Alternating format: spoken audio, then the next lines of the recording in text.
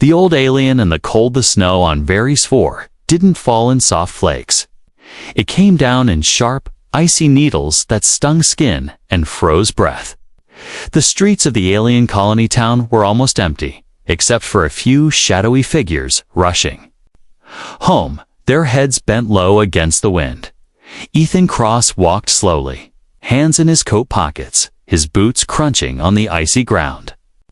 He had landed on this planet only that morning, planning to rest for a few days before his next cargo run. Varys 4 wasn't famous for hospitality. It was a trade stop, a place where you kept to yourself, paid what you owed, and left. He was just about to turn toward the small inn he'd rented when he noticed something ahead. An old alien woman sat on the frozen street corner. Her skin was pale lavender, wrinkled and thin, with faint glowing lines running across her cheeks. Her clothes were torn, her hands bare, and in front of her lay a broken basket of herbs scattered in the snow. Each gust of wind carried the smell of crushed leaves, bitter and faint. No one stopped for her. In fact, some people walked past with their eyes fixed straight ahead, pretending not to see. Others whispered as they passed, "That's Devora, still alive. Why doesn't she just leave? Useless old thing. It's always in the way." Ethan slowed, could feel the cold in his own bones, but this woman. She looked like she had no heat left at all. Her lips trembled as she tried to gather the fallen herbs with shaking fingers. For a moment, he hesitated. He had promised himself to keep a low profile, avoid trouble, and stay out of local business. But watching her struggle, something in him stirred that old, stubborn human instinct that refused to walk away. He crouched down beside her. "Ma'am," he said softly, "you'll freeze out here. Can I help?" The woman's bright, milky eyes lifted to his. She stared at him for a long moment, as if she was making sure he was real. When she spoke, her voice was soft, but carried a strange melody. A human. Speaking to me, Ethan gave a small smile. "Last I checked. Here, let me." He shrugged off his thick, weatherproof coat and wrapped it around her small frame. Her shoulders were so thin, he was afraid he might break her if he squeezed too hard. "You'll need this more than I do," he said. Her fingers brushed against his as she pulled the coat closer. Her skin was cool, almost like stone warmed just slightly by the sun. She took a shaky breath, then whispered something in her own language, a phrase Ethan didn't understand, but the tone felt ancient, almost ceremonial. From his bag, he pulled out a sealed pack of ration bread and a thermos of hot water. "Eat this slowly." She accepted the bread like it was a gift of gold, taking small, careful bites. The steam from the thermos curled around her face, making the glowing lines on her cheeks shimmer faintly. "Why?" she asked finally. "Why help me?" Ethan looked at her and shrugged. "Because you needed it." The corners of her lips lifted. Not quite a smile, more like an expression she hadn't worn in years. She reached into the folds of her tattered shawl and pulled out a small silver ring. The metal was unlike anything Ethan had seen. Smooth, yet covered in strange alien markings that seemed to shift when touched by light. "Take this," she said. Ethan shook his head. "I can't take." "You can," she interrupted gently. "And you must keep it safe. It may choose you one day."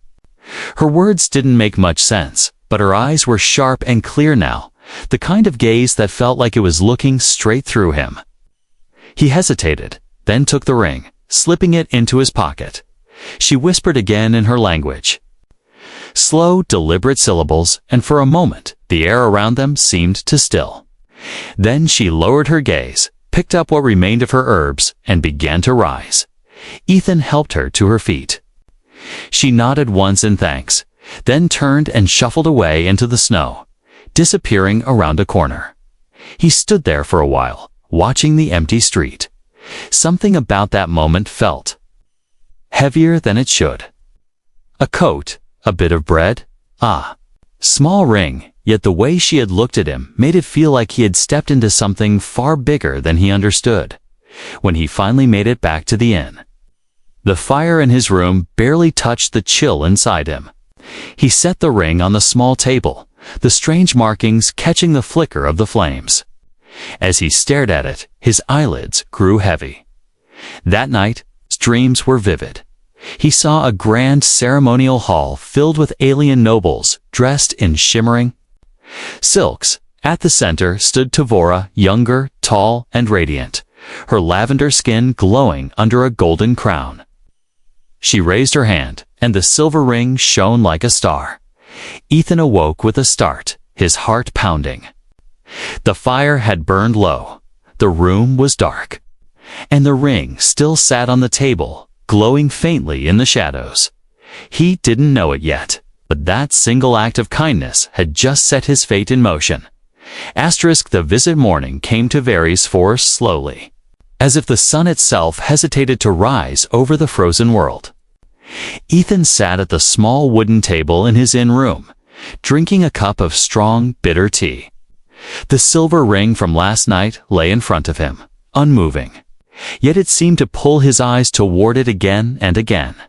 He kept replaying the strange dream in his head, Tavora, younger and regal, standing in a hall full of nobles. The memory felt too clear for a random dream, too real. A sharp knock at the door broke his thoughts. Ethan frowned. He wasn't expecting anyone. Few locals even spoke to off-worlders here, let alone visited them. When he opened the door, Tavora stood there. She was still wrapped in his coat, but her posture was straighter, her eyes more alive than the night before. Key in her hands, she carried a small clay bowl that released soft curls of steam. "I came to thank you, Key," she said, her voice carrying that same quiet melody. "And to feed you." Before he could protest, she stepped inside, moving with the slow but certain steps of someone who knew where she was going. She set the bowl on the table and motioned for him to sit. The smell hit him first, a deep, earthy aroma, mixed with the faint sweetness of herbs. He sat down, and she pushed the bowl toward him. Inside was a thick soup, golden in color, with chunks of root vegetables and something that looked like pale strips of meat. "It will warm you," she said. Ethan hesitated. Food from an alien world was always a gamble, but the warmth from the bowl felt good against his cold fingers. He took a spoonful. 'Twas rich, savory, with just the right hint of spice. "Not bad," he admitted, with a small smile. "Better than ration bread." Tavora chuckled softly. "Better for the soul, too." They ate in comfortable silence. For a few moments, the only sound, the faint crackle of the small heater in the corner. Ethan studied her face. The glowing lines on her cheeks seemed brighter today, and her eyes, a pale silver color, were sharper, more focused. "So," he said finally, "how are you feeling?" "Warmer, stronger." She looked at him intently. "You did something no one else would. That is not forgotten." Ethan shifted uncomfortably. It was nothing. Her lips curved in a faint, knowing smile. "Nothing changes the course of lives, human." He didn't quite know how to respond to that. Instead, he reached into his pocket and took out the silver ring. "You left me with this. I'm guessing it's important." Tavora's gaze locked on the ring, and, for a moment, something flickered in her eyes. Pride, maybe, or recognition. "It is not left with you," she corrected. "It has chosen you." Ethan raised an eyebrow. "Rings don't choose people. This one does," she said simply. "It is a mark. And a promise." She leaned forward slightly. "There are things about this world outsiders do not see. Old ways, old bonds. I'm from a house that once ruled these lands. Now, most have forgotten, but some traditions remain." He was listening now, drawn in by the weight in her voice. "In my people's law, there is a path called the 3 acts of honor. Complete them, and you are bound to the one who witnesses them." Sometimes it is as protector, sometimes more. Ethan gave a short laugh. Let me guess, giving you my coat was one of those acts. Correct? She said, her tone deadly serious. You have passed the first. He stared at her. Right. Hypothetically, what happens if someone passes all three? Her silver eyes didn't leave his. They are joined to the witness. In life, in duty, in union. Ethan blinked. Union as in? As in marriage, she said plainly. That pulled him back. Marriage to you. She didn't smile this time. It is the way of my people. He leaned back in his chair. I think you've got the wrong guy. I didn't do this for I know. She interrupted. That is why it matters. For a long moment, they simply looked at each other, the air between them charged with something he couldn't name. Finally, Tavora stood, wrapping the coat tighter around her. Come to my home tomorrow. There is more you must understand. Before he could ask what she meant, she moved to the door. Her hand rested on the frame for a brief moment, and she spoke softly, almost to herself. The ring is awake now. Oh. The second act will come soon. Then she was gone, her footsteps fading into the snowy street. Ethan stared at the door, then at the ring still lying on the table. He didn't believe in fate, magic, or ancient alien customs. But the unease in his chest told him he was already caught in something he didn't fully understand. That night, the dream came again, but this time it was different. He stood in the ceremonial hall once more, but now Tavora walked toward him, not as an old woman, but as a young, beautiful alien woman. Her glowing lines tracing patterns down her cheeks like silver rivers. She reached out her hand, and when he took it, the hall erupted in light. Ethan woke in the dark, heart racing, the faint warmth of her touch still on his skin, and far away in the snow. Tavora smiled to herself. Asterix trouble in the market the next morning, Varys 4 Central Market, was alive with sound. Merchants shouted prices in a dozen alien languages. Stalls overflowed with glowing fruits, strange meats, and crates of shimmering fabrics. The air was heavy with the mixed scents of sweet spice, metal, and cold wind. Ethan moved carefully through the crowd. He wasn't here for sightseeing. He needed food for the next leg of his journey. Still, his eyes kept scanning the crowd, half expecting to see Tavora. He found himself wondering about her invitation from yesterday. Come to my home. Tomorrow, the words had been delivered with quiet certainty, as if there was no chance he would refuse. And yet, part of him already knew he was going. He was inspecting a bundle of dried travel rations when he heard it. A familiar voice, faint but sharp. Leave me be. Ethan turned his head. Down a narrow lane between stalls, 2 alien men were crowding. An elderly figure against a wall. Even from here, he recognized the lavender skin and glowing cheek lines. Tivo Ra. He moved before thinking. Pushing through the crowd, he reached them just as one of the men grabbed her arm. Hey. Ethan's voice cut through the air. The two turned, their yellow eyes narrowing at the sight of a human. One had rough, scaled skin and a scar across his jaw. The other was taller, with thin antennae twitching like they sensed danger. This doesn't concern you, off-worlder, the scarred one growled. It does now, Atza replied, stepping closer. Let her go. The tall one laughed a high, unpleasant sound. She owes us. Debts must be paid. She owes nothing to thugs, Ethan said evenly. Last chance, walk away. They glanced at each other, clearly not used to anyone, let alone a human standing up to them. The scarred one shoved Tavora aside and stepped toward Ethan. Or what? He sneered. Ethan didn't answer with words. Quick step forward, a sharp twist, and the man's arm was pinned behind his back. The tall one lunged, but Ethan's boot caught him in the knee, sending him stumbling back into a stack of crates. The fight lasted seconds. Both men glared at him, muttered curses, and limped away into the crowd. Ethan turned to Tavora. "You. All right." Her silver eyes studied him, not with surprise, but with recognition. "You've passed the second trial," she said quietly. Ethan frowned. "Trial? What trial?" She stepped closer, her voice low but firm. "The 3 acts of honor. You have now completed 2. He shook his head. "I didn't do anything special. You defended me without fear, in front of witnesses. That is the 2nd act." She touched the silver ring on his finger. "The bond is growing." Ethan glanced around. A few market-goers had stopped to watch. Most quickly turned away when Tivora's gaze passed over them, but he caught a few whispering to each other, casting curious looks. "Come," she said. "It is time for you to see my home." "Now?" Ethan asked. "Yes," she replied simply.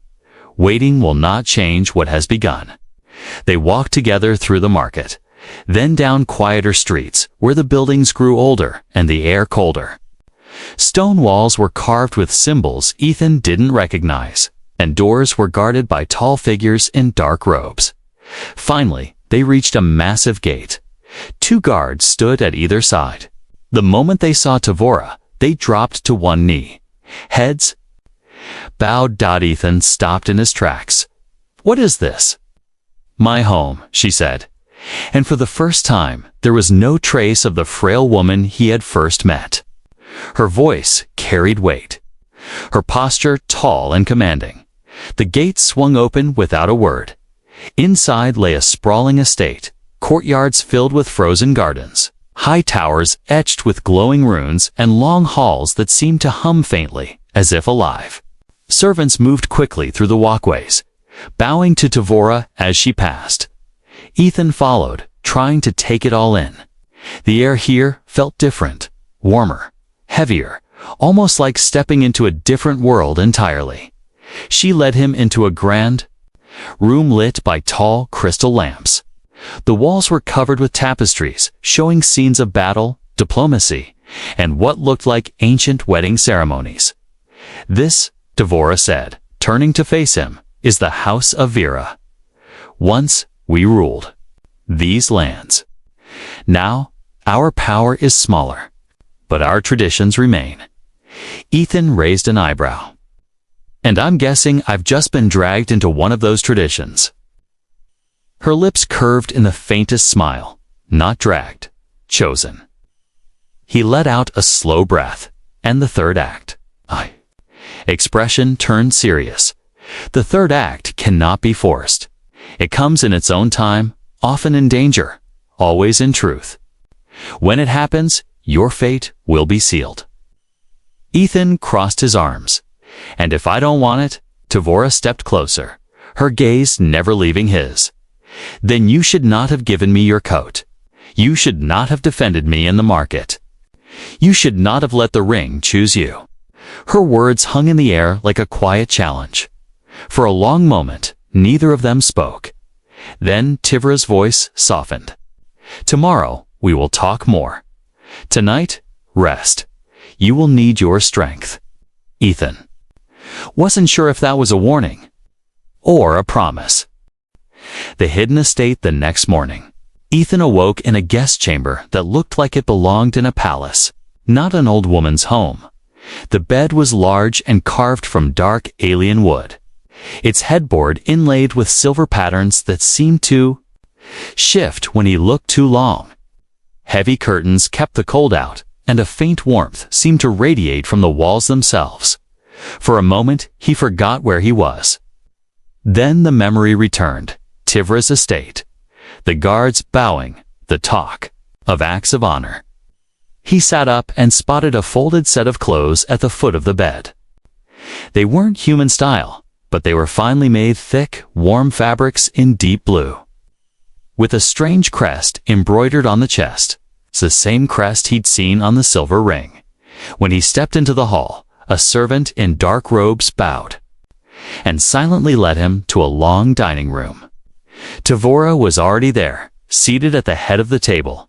She was still wearing his coat, but something was different. Her hair was bound in intricate braids now, and a golden pendant rested at her throat. The glow in her cheek lines was brighter, and the air around her seemed heavier, as if the space itself knew who she was. "You slept well?" she asked. "Like a rock," Ethan replied, taking a seat, "though I can't say I expected." Of this, she smiled faintly. Most do not. Servants brought plates of warm bread, roasted meat, and steaming bowls of spiced broth. As they ate, Ethan studied her closely. "You're not just some retired noble," he said finally. "Are you?" Her silver eyes met his, calm but unflinching. "No." She set down her cup. "I am Tavora Vera, matriarch of this house. My bloodline ruled this land for 2 centuries before the new council stripped us of power. But power and tradition are not the same. The council can change laws, but they cannot erase the old bonds." Ethan leaned back. "And the 3 acts of honor is one of those bonds?" "Yes," she said. "It is a vow older than our written language. To pass the first act, one must offer selfless aid to a member of the house. To pass the second, one must defend them openly, risking their own safety. And the third," he asked. Her gaze sharpened. "The third is the act that reveals the heart. It is never the same. Sometimes it comes in battle, sometimes in sacrifice, sometimes in choice. When it happens, the bond is unbreakable." Ethan set down his fork. "Unbreakable as in life-bound.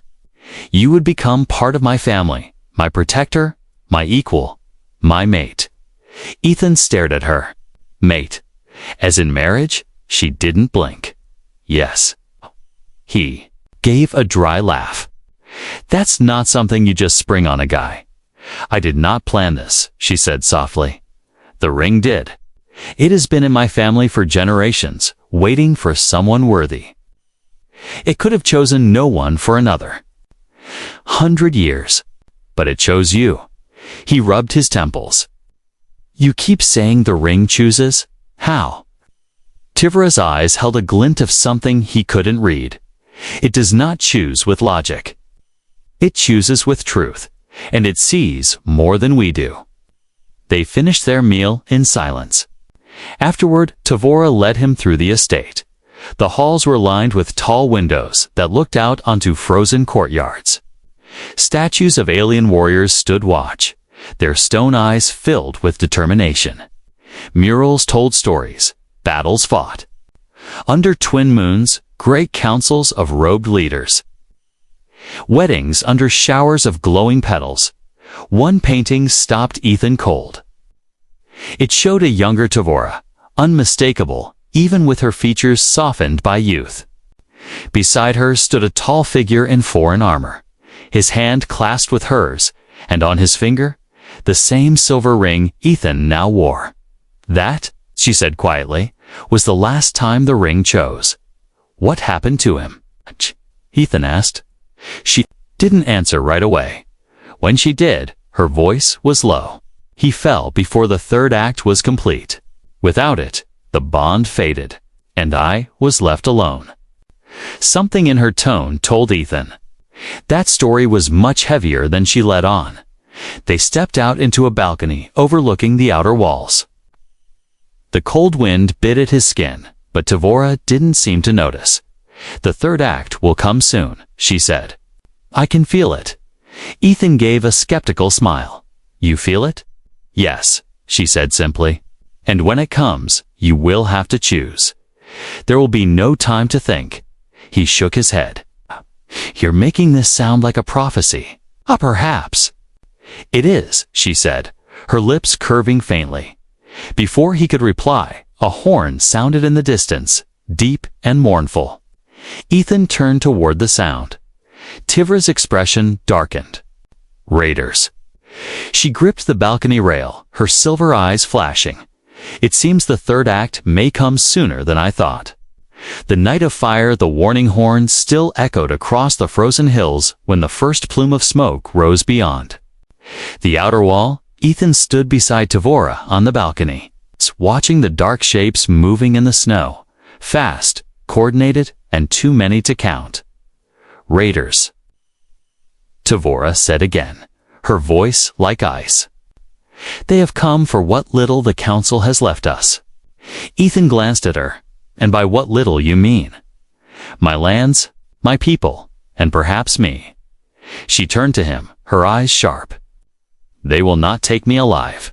Ethan didn't like the way she said that. Let's focus on making sure they don't take anyone at all. The gates below boomed shut, guards shouting orders. The hum of energy weapons being armed filled the air. Servants hurried through the halls, carrying supplies and leading children to the inner rooms. Tavora turned toward him, placing a hand briefly over his. Stay close to me. Not happening, Ethan said, already scanning for weapons. I'll be where the fight is thickest. She gave him a long look, one part warning, one part trust. Then may the ring guide you. The first wave hit at dusk. The raiders came in scavenged armor. Some on long-legged reptilian beasts, others on foot, their weapons crude but deadly. Bolts of red plasma lit the snow, cutting into the defenders on the wall. Ethan grabbed a fallen guard's energy, spear, and sprinted toward the gate. He moved with the focus of a man who'd been in too many fights before. Every time a raider broke through, Ethan was there, blocking, striking, shoving them back. Tavora stayed within the courtyard, directing her guards like a seasoned commander. Her voice carried over the chaos, calm but fierce, rallying those who began to falter. Then a blast tore through part of the wall, sending stone and fire into the courtyard. Through the smoke, a group of raiders charged straight toward her. Ethan didn't think. He barreled into the path of the attackers, his spear spinning in a blur. One fell, another staggered back with a broken arm, and the last raised a blade only to be slammed into the snow by Ethan's shoulder. The fight was messy, close, and dangerous, exactly the kind he hated, and exactly the kind he couldn't walk away from. Inside, Ethan shouted to Tavora. She hesitated, her silver eyes locked on him, then nodded and moved toward the inner hall. But the moment she reached the steps, another explosion hit, this time from inside the estate. Ethan's stomach dropped. There, in the house, flames licked up the walls, black smoke curling into the cold sky. The smell of burning wood mixed with something sharper, scorched metal and melting crystal. Tavora staggered, coughing. Ethan rushed to her side, pulling the coat from his shoulders and wrapping it around her head to block the smoke. We need to move, Kay said, gripping her arm, but part of the balcony above gave way, collapsing toward them. Ethan didn't hesitate. He pushed her clear and took the brunt of the falling debris across his back. Pain flared hot, but he stayed on his feet, hauling her toward the gate.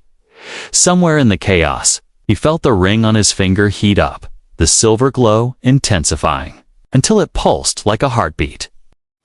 They reached the courtyard gate, but more raiders poured in from the breach.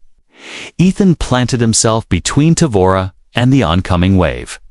The fight was a blur, the clang of weapons, the heat of plasma blasts, the icy sting of snow against his skin.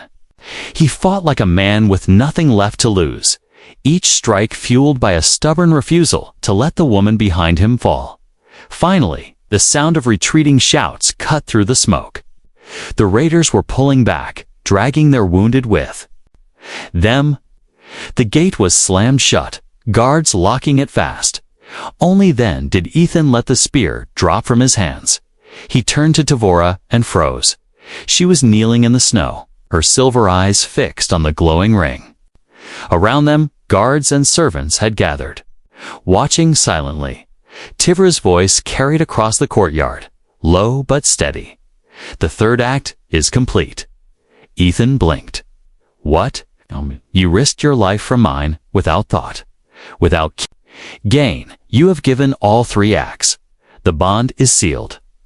He opened his mouth to argue, but she was already lowering herself onto one knee in front of him. The crowd gasped. By her people's law, a matriarch kneeling meant only one thing. I offer you my life, my house, and my hand, she said. Ethan Cross, will you accept? The snow fell silently around them. The ring's glow faded to a steady, gentle light. And Ethan realized, with a strange weight in his chest, that he was standing at a crossroads no human had ever faced.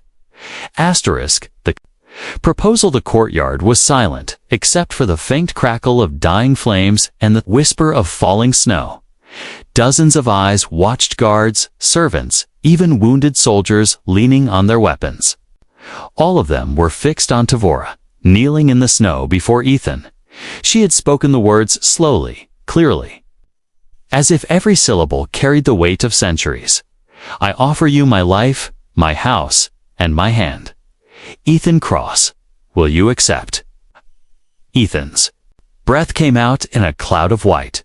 The cold bit into him, but it wasn't the snow making his heart pound. He glanced at the glowing silver ring on his hand. It pulsed faintly, warm against his skin, like it was alive. 3 acts of honor. He had never agreed to them, but somehow he had passed them anyway. The people were waiting, not just to hear his answer, but to see if he would honor their oldest tradition, Tvora. He began slowly. You don't have to do this. She lifted her gaze to meet his, her silver eyes unblinking. I must. This is our way. You barely know me. Her lips curved in the faintest smile. I know enough. You gave warmth without asking for payment. You defended me when others looked away. And tonight, you risked your life to shield mine. That is more than most give in a lifetime.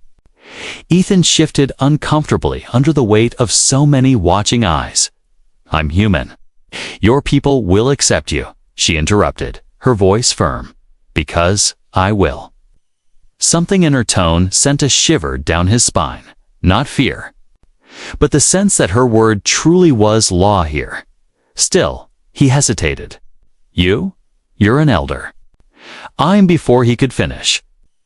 She did something that made the entire courtyard gasp. Tvora reached up to the golden pendant at her throat and twisted it sharply up. A thin shimmer of light rippled over her body, like water flowing over glass. The frail figure in heavy robes blurred, and then changed. When the light faded, the woman kneeling before him was no elder at all. Her back was straight and strong, her skin a smooth lavender that glowed faintly in the cold light. The silver lines on her cheeks shone brighter, tracing elegant patterns down to her jaw.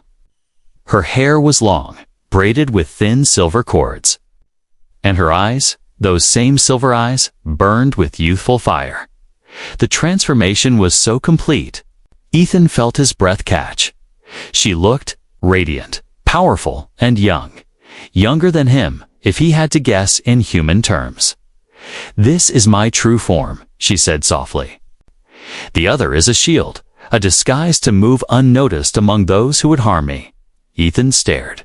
Tovla looked like this the whole time. I wanted to see you without the mask, she replied. To know if your kindness was for me, or for what I appeared to be. The meaning of her words hit him harder than the cold ever could. The crowd was still watching, whispering to one another in their alien tongue. A few were smiling now, eyes shining with hope. Tvora stood slowly, though her eyes never left his. Ethan Cross, the bond is sealed. By our law, by the ring, and by the 3 acts of honor, I offer you marriage. Ethan let out a slow breath, his mind spinning. A part of him wanted to step back, to refuse, not because he didn't like her, but because this was so far from anything he'd ever imagined. But another part of him remembered the way she had looked at him from that snowy street. The way she had stood tall in the courtyard, even with fire and smoke all around her. She had trusted him when no one else here would. And somewhere along the way, he'd started trusting her too. He stepped forward.